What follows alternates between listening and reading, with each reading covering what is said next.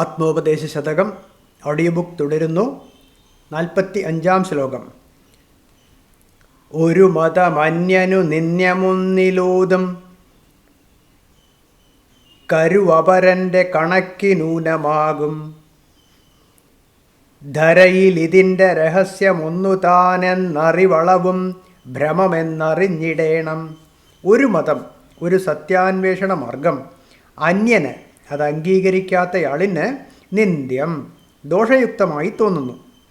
ഒന്നിലോതും കരു, ഒന്നിൽ വിവരിക്കുന്ന സത്യം അപരൻ്റെ കണക്കിന്, അന്യമതാനുയായിയുടെ ദൃഷ്ടിക്ക് ഊനമാകും, അപൂർണമായി തോന്നും. ധരയിൽ, ഈ ലോകത്ത് ഇതിൻ്റെ രഹസ്യം, ഈ അഭിപ്രായ ഭേദങ്ങളുടെയൊക്കെ രഹസ്യം ഒന്നുതാൻ സ്വസ്വരൂപമായ അദ്വൈതാത്മസത്യം അറിയായികയാണെന്ന് അറിവളവും ധരിക്കുന്നതുവരെ ഭ്രമമെന്നറിഞ്ഞിടേണം. മറ്റെല്ലാം അല്പദർശനങ്ങളായ ഭ്രമമാണെന്ന് ഓർക്കേണ്ടതാണ്. ഒരു സത്യാന്വേഷണ മാർഗം അത് അംഗീകരിക്കാത്തയാളിന് ദോഷയുക്തമായി തോന്നുന്നു. ഒന്നിൽ വിവരിക്കുന്ന സത്യം അന്യമത അനുയായിയുടെ ദൃഷ്ടിക്ക് അപൂർണമായി തോന്നും. ഈ ലോകത്ത് ഈ അഭിപ്രായ ഭേദങ്ങളുടെയൊക്കെ രഹസ്യം സ്വസ്വരൂപമായ അദ്വൈത ആത്മസത്യം അറിയായികയാണെന്ന് ധരിക്കുന്നതുവരെ മറ്റെല്ലാം അല്പദർശനങ്ങളായ ഭ്രമമാണെന്ന് ഓർക്കേണ്ടതാണ്. ഇതിൻ്റെ രഹസ്യം ഒന്നുതാൻ. പരമസത്യം പുറമേ അന്വേഷിക്കുന്നത് കൊണ്ട് ഒരിക്കലും തെളിയുകയില്ല. അവനവൻ്റെ ഉള്ളിലാണ് സത്യം ആദ്യം കണ്ടെത്തേണ്ടത്.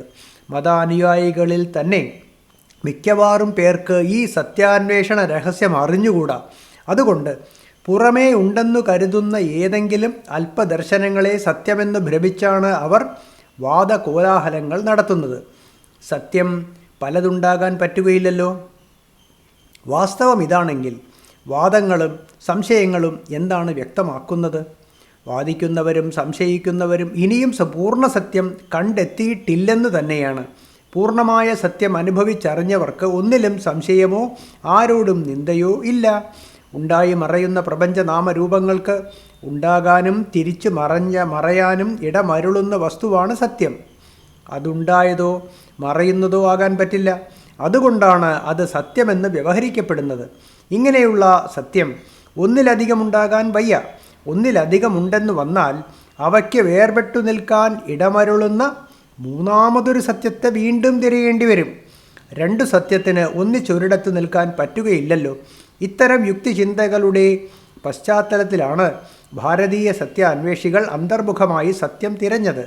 ക്രമേണ പ്രപഞ്ചനാമരൂപ സങ്കല്പങ്ങളെല്ലാം ഒടുങ്ങി അഖണ്ഡാദ്വയബോധ സത്യം സൂര്യതുല്യം അവർക്ക് തെളിയുകയും ചെയ്തു. ആ സത്യാന്വേഷണത്തിൽ, ആ സത്യാനുഭവത്തിൽ രണ്ടിൻ്റെ കാഴ്ച പൂർണ്ണമായും അവസാനിക്കുന്നത് കൊണ്ട് പിന്നെ അന്വേഷണത്തിനോ സംശയത്തിനോ ലേശം പോലും ഇടമില്ലെന്ന് കണ്ട് ദുഃഖം അവിടെ പൂർണ്ണമായി അവസാനിക്കുന്നതായും ബോധ്യപ്പെട്ടു. രണ്ടുണ്ടെങ്കിലല്ലേ ഭയത്തിനും ദുഃഖത്തിനും പ്രസക്തിയുള്ളൂ.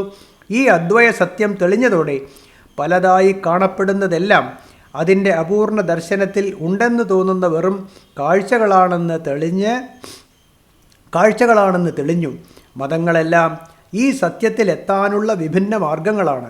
അറിഞ്ഞോ അറിയാതെയോ എല്ലാവരും തിരയുന്നത് ഈ സത്യത്തെയാണ്. പൂർണ്ണസത്യം കണ്ടവർക്കാരോടും കലഹമില്ല, വാദമില്ല. ഈ സത്യം ധരിക്കാൻ കഴിഞ്ഞാൽ പിന്നെ മതങ്ങളൊന്നും പരസ്പരം കലഹിക്കേണ്ടി വരില്ല. അദ്വൈത സത്യം സാക്ഷാത്കരിച്ചറിഞ്ഞ ഗൗഡപാദാചാര്യർ മാണ്ഡൂക്യ കാരികയിൽ പ്രഖ്യാപിക്കുന്നത് നോക്കുക. മാണ്ഡൂക്യ കാരിക 3:18. അദ്വൈതം പരമാർത്ഥോ ഹി ദ്വൈതം തദ്ഭേദ ഇഷ്യത്തെ തേഷാം ഉഭയഥാദ്വൈതം തൈരയം ന വിരുദ്ധ്യത്തെ. അദ്വൈത ബോധമാണ് സത്യം. സകല ദ്വൈത മതങ്ങളും ആ സത്യത്തിലെ അപൂർണങ്ങളായ ഭിന്നഭാവങ്ങൾ മാത്രമാണ്. അതുകൊണ്ട് തന്നെ മതങ്ങളെല്ലാം മാർഗങ്ങൾ മാത്രമാണെന്ന് സിദ്ധം. അദ്വൈത സത്യം കണ്ടെത്താത്തവർക്ക് സത്യവും അസത്യവും മാർഗവും ലക്ഷ്യവും എല്ലാം ദ്വൈതം തന്നെ. അവർ നിൽക്കുന്ന ഇടങ്ങളെല്ലാം കടന്നു പോകുന്നയാളാണ് അദ്വൈതി. അതുകൊണ്ട് അദ്വൈത സത്യദർശിക്ക് അവരോട് മാത്സര്യഭാവ ലേശം ഇല്ല, മാത്സര്യഭാവം അശേഷമില്ല. ഭ്രമത്തിൽപ്പെട്ടുഴലുന്ന അവർക്ക് ശാന്തമായി സത്യം തെളിച്ചു കൊടുക്കാൻ മാത്രമേ ഒരു സത്യദർശി ആഗ്രഹിക്കുന്നുള്ളൂ.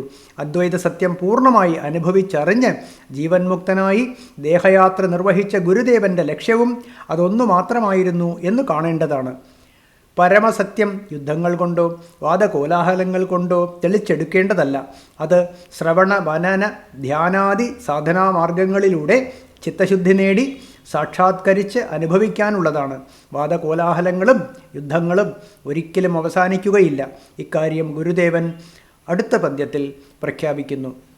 Audio book തുടരുന്നതാണ്.